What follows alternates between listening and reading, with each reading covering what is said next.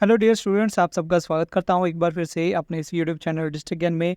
तो आज की इस वीडियो में हम आज की जो काउंसलिंग थी 25 जुलाई 2023 को जो फर्स्ट काउंसलिंग थी उसके बारे में क्या अपडेट है, काउंसलिंग कैसे रही, कौन से स्टूडेंट जो है वो डिस्क्वालीफाई हो गए थे, क्या डॉक्यूमेंट आपको साथ में लेके जाने थे, और भी काफ़ी सारी जो चीज़ें हैं वो आज की काउंसलिंग में क्या क्या हुई हैं उसके बारे में आज इस वीडियो में हम बात करेंगे। तो काफ़ी सारे आपके क्वेश्चंस जो थे वो टेलीग्राम चैनल पर भी आए थे या फिर हमारे वीडियो के कमेंट में भी आए थे, बट काउंसलिंग में बिज़ी होने के कारण मैं किसी का भी रिप्लाई नहीं कर पाया। तो अब काउंसलिंग क्योंकि ख़त्म हो चुकी है, तो काउंसलिंग लगभग सुबह 11:30-12 बजे शुरू हो चुकी थी।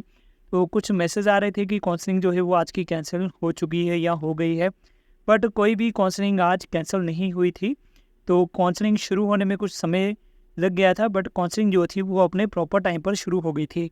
तो आज की काउंसलिंग में आटा दाल स्कीम वाले, वुमेन हाउस होल्ड वाले, फिजिकली डिसेबल्ड स्टूडेंट जो थे उनकी काउंसलिंग थी।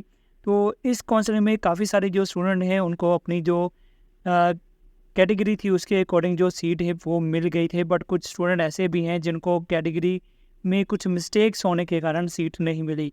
तो सबसे पहले मेरी तरफ से सभी उन स्टूडेंट्स को कंग्रेचुलेशंस है जिनको अपनी कैटेगरी के अकॉर्डिंग जो है वो सीट मिल गई है। तो खुशी की बात भी है कि उनको अपने अपनी चॉइस का जो स्टेशन है वो मिल चुका है। बट यहाँ पर कुछ जो स्टूडेंट थे वो नॉट एलिजिबल भी हो चुके हैं। और नॉट एलिजिबल स्टूडेंट होने के क्या रीज़न थे? तो सबसे पहला जो रीज़न था कि जो आटा दाल स्कीम वाले थे, जो स्टूडेंट उनके पास जो प्रूफ नहीं था आटा दाल स्कीम कार्ड का। इसके अलावा जो वुमेन हाउस होल्ड वाले हैं उन्होंने अप्लाई तो किया था, बट उनके जो उनका वुमेन हाउस होल्ड कैटेगरी में नाम आ गया था, बट उनके जो पेरेंट्स थे वो लाइव थे, मतलब कि उनके फादर थे। वुमेन हाउस होल्ड का मतलब होता है कि जिनके फादर नहीं है। तो इसलिए भी वो स्टूडेंट जो हैं वो नॉट एलिजिबल हो गए। कुछ स्टूडेंट फिजिकली डिसेबल्ड थे, वो अपना जो सर्टिफिकेट है वो नहीं पेश कर पाए, जिसके कारण वो डिस्क्वालीफाई हो गए थे।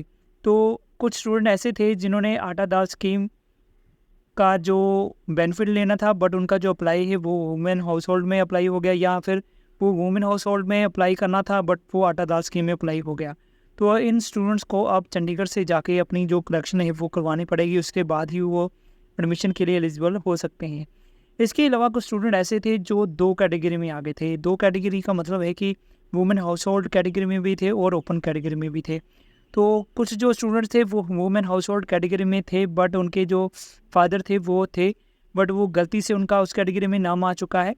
तो उनकी अब जो काउंसलिंग होगी वो ओपन कैटेगरी में होगी। तो कुछ स्टूडेंट ऐसे थे जिनको सीट नहीं मिली, जो वुमेन हाउस होल्ड कैटेगरी में थे या फिर आटा दाल स्कीम में थे या फिजिकली हैंडीकैप डिसेबिलिटी में कैटेगरी में थे, बट उनको सीट नहीं मिली क्योंकि जो सीटें हैं वो कंप्लीट हो चुकी थी, सारी सीटें फिल हो चुकी थी। तो अगर किसी स्टूडेंट्स का नाम 2 बार आया है, ओपन कैटेगरी में भी है, तो वो ओपन कैटेगरी में अपनी जो काउंसलिंग है वो करवाने जा सकते हैं, उनको वहाँ पर सीट मिल जाएगी। तो डॉक्यूमेंट्स की मैं बात करूँ तो काफ़ी सारे जो स्टूडेंट्स थे वो डॉक्यूमेंट्स कंप्लीट नहीं लेके आए थे, जिसके कारण उनको मुश्किल आ रही थी।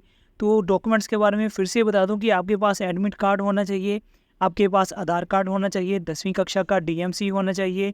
इसके अलावा आपका जो जहाँ पर पीडीएफ में मेरिट आपका नाम आया है उस मेरिट की आपके पास फ़ोटोकॉपी होनी चाहिए। आपने ओरिजिनल डॉक्यूमेंट्स भी साथ में लेके जाने हैं और फ़ोटोकॉपी भी साथ में लेके जाने हैं। इसके अलावा आपका जो भी कैटेगरी होगा वो आपने साथ में लेके जाना है वो सर्टिफिकेट। तो अगर बीपीएल कार्ड है या और कार्ड है वो भी आप साथ में लेके जा सकते हैं। तो अब आपकी जो भी काउंसलिंग है वो 27 को होगी और ओपन कैटेगरी की होगी। तो जो स्टूडेंट्स इस वीडियो को देख रहे हैं और उनकी अभी काउंसलिंग होनी है, तो वो सभी स्टूडेंट्स इन बातों का ध्यान रखें कि वो सभी जो डॉक्यूमेंट्स हैं वो साथ में लेके जाएंगे। तो काउंसलिंग कैसे होती है वो मैंने काफ़ी सारा जो प्रोसेस है वो वीडियोज़ में बताया है, फिर भी एक बार फिर से बता देता हूँ कि सबसे पहले आपकी वहाँ पर डॉक्यूमेंट्स वेरिफिकेशन होगी कि आपकी जो डॉक्यूमेंट है क्या वो सही है, क्या आप एलिजिबल होते हैं इसमें एडमिशन के लिए।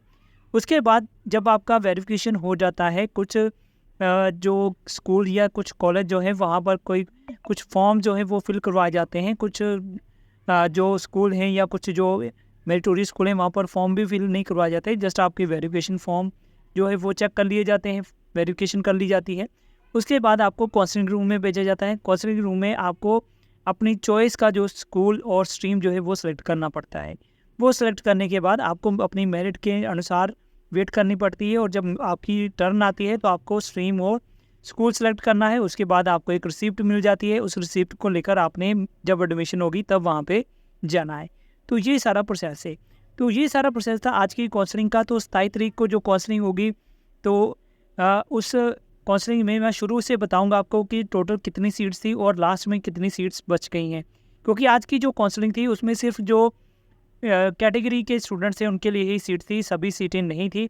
तो यहाँ पर मैं आपको कुछ स्क्रीनशॉट भी दिखा देता हूँ कि यहाँ पर काउंसलिंग शुरू होते समय कितनी सीटें थी और ख़त्म होने पर जो लगभग सभी जो सीटें हैं वो कंप्लीट हो चुकी थी, क्योंकि थोड़ी सीटें ही हैं स्पेशल कैटेगरी के लिए। बट 27 तारीख को जो काउंसलिंग शुरू होगी तो उसमें टोटल सीटें आपको शो हो जाएंगी।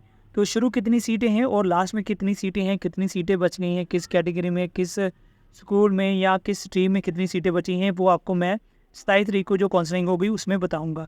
तो कोशिश करूँगा जब काउंसलिंग शुरू होगी तो मैं शुरू में ही आपको काउंसलिंग पर आपको टेलीग्राम चैनल पर स्क्रीनशॉट सेंड कर दूंगा। वैसे तो आपको लिंक भी मिल गया होगा जिससे आपको पता चल जाएगा कि काउंसलिंग शुरू होते समय कितनी सीटें होती हैं।